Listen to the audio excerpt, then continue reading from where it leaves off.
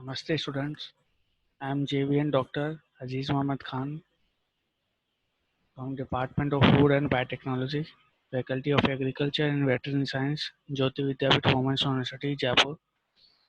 Today I am going to discuss about the topic mechanical cell disruption. The subject name is downstream processing.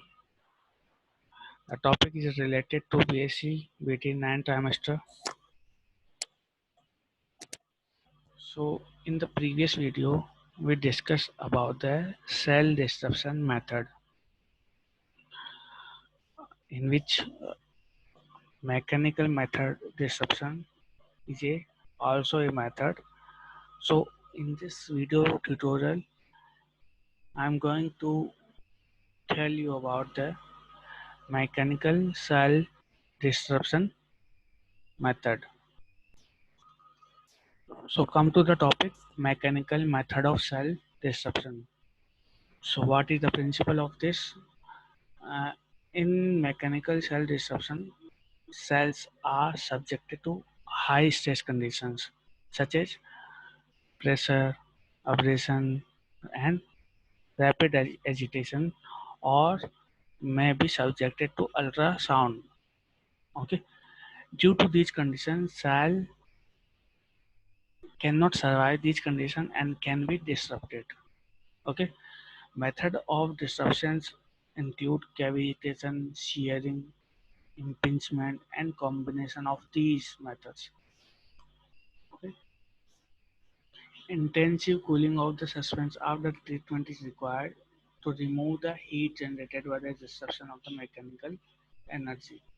Some high pressure method can also be used to apply laboratory scale, such as French method and through press method. So we are going to discuss the first method, that is the bead mill method. In the bead mill method, we apply the beads. Okay, we transfer the cells into beads and agitate the beads, and due to this agitation the cells can be disrupted. In the instrument, the instrument contains the jacketed grinding chamber with a rotating shaft in which we can place the beads and our cells. Okay, if the agitator moves, the beads will also move along with that.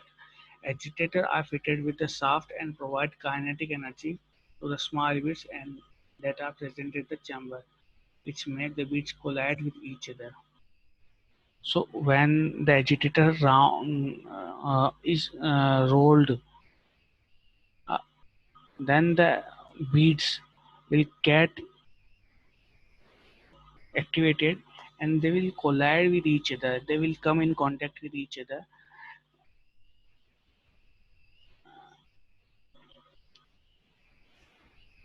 In this technique, glass ballotini or stainless steel balls.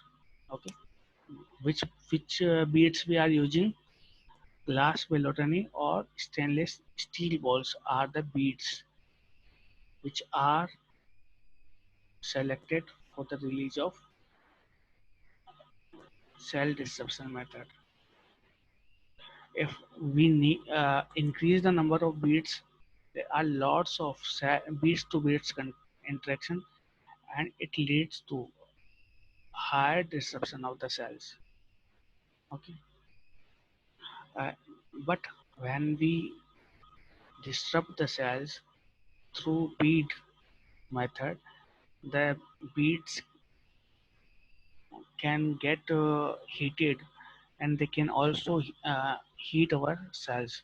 This is the instrument in which we placed our cells and place the beads along with them and agitate the chamber.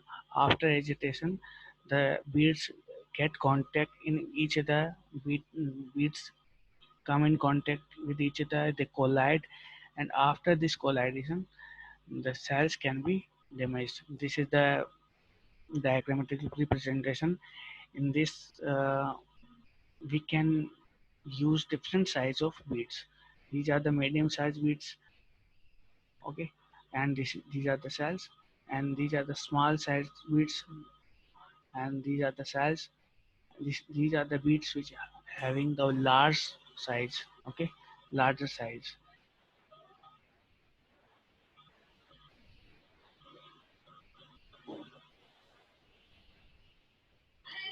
So there are variable factors which affect the cell disruption method.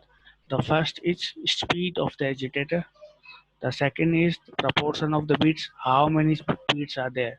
If more and more beats are there, more and more interaction between the beats and more damage to the cell. Okay. Next is the size of the beats, cell suspension concentration. If the suspension concentration are higher, okay, more cells will be disrupted. If less concentration is there, the disruption rate may be less. And the disk design is also have important role in the disruption of the cell.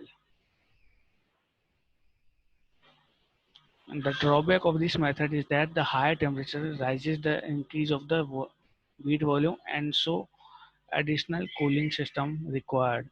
Because if we do not provide any cooling system, the intracellular products which we want which we want can be destroyed, can be finished, and the scale up is very low, and the high chance of contamination is there because beads can be contaminated. These are the drawback of this method. The next method is ultrasound. We know what is the ultrasound method. Ultrasound disruption is caused by providing high ultrasonic vibrators. Okay, we provide high ultrasonic vibration that produce a high frequency sound. Okay, due to these sounds, the cells can be lysed. Okay, cell cannot tolerate the high sonication.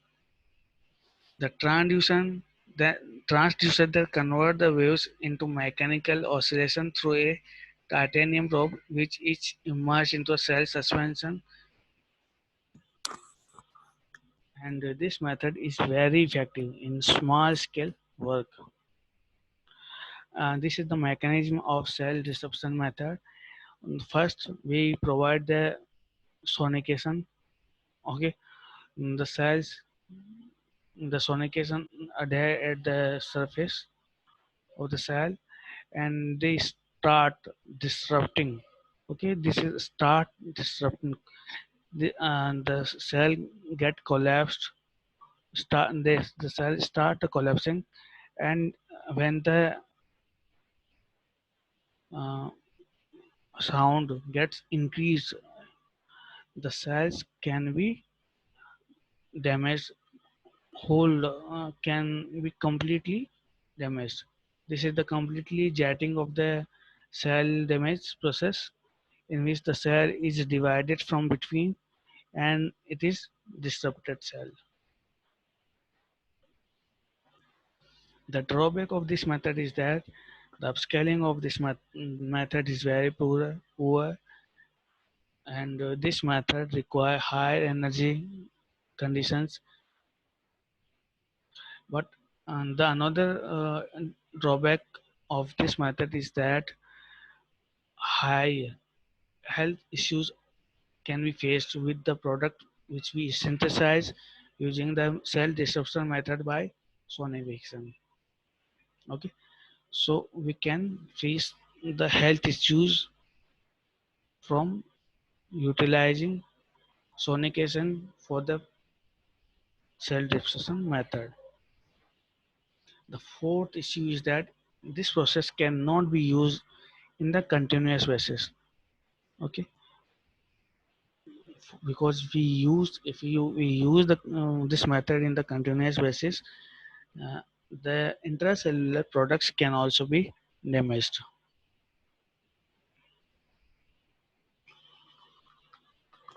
In the sonication method, there are two types of pressure may be generated. Okay, now we discuss about the homogenizer method.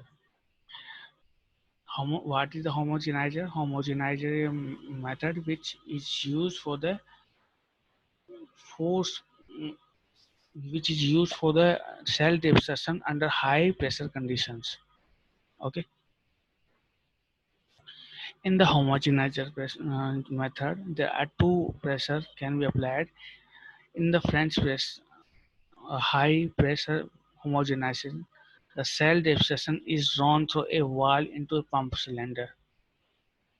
Okay, then it is forced under the pressure of 150 bar. So here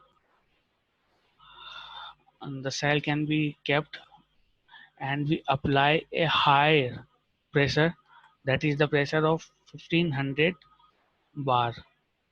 Okay, when it comes near, when the pressure is applied, the cell can be disrupted due to higher pressure. Okay, cell disruption is achieved due to the sudden drop in the pressure upon the discharge, causing the cells to explode. When we apply the high pressure, the cells can be exploded.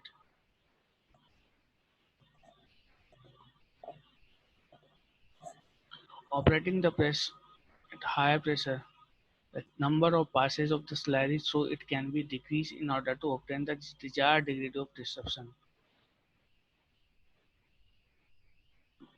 The operating pressure may be limited due to the deactivation of certain heat-sensitive proteins, which may increase the number of passes required.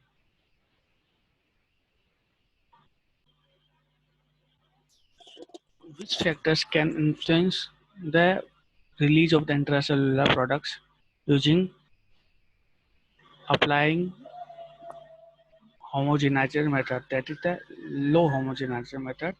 That uh, the factors include temperature, and the second factor is intracellular location of enzyme, the number of passes means how many times we are giving the pressure, the operating pressure, how much pressure we are applying, and the concentration of the cells, which also have important role in the release of the intracellular products. If there are lots of product cells will be there, more products will be recovered. If there are less cell available, less products will be available due to homogenization process. Now we go to the high pressure homogenization method. In this high pressure homogenization method, a pressure of 150 megapascal and a flow rate of 10,000 liter per hour is applied for the disruption of the cell using homogenizer. Okay, so higher pressure is applied rather than lower pressure. So higher disruption of the cell is observed using this method.